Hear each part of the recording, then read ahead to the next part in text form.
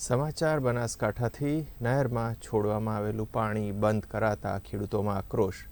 થરાદથી સીપુ પાઇપલાઇનમાં પાણી બંધ કરાતા ખેડૂતોમાં આક્રોશ. 2 દિવસ પહેલાં પાણી છોડાતા ધારાસભ્યએ વધામણા કર્યું હતું ફોટો સેશન.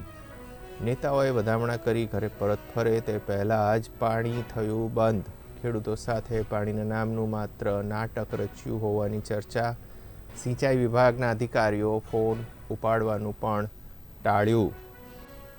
તો નહેરમાં છોડવામાં આવેલું પાણી બંધ કરાતા બનાસકાંઠા જિલ્લાના ખેડૂતોમાં છે આક્રોશ. થરાદથી સીપુ પાઇપલાઇનમાં પાણી બંધ કરાતા ખેડૂતોમાં આક્રોશ. 2 દિવસ પહેલાં પાણી છોડાતા ધારાસભ્યએ વધામણા કરીને કર્યું હતું ફોટો સેશન.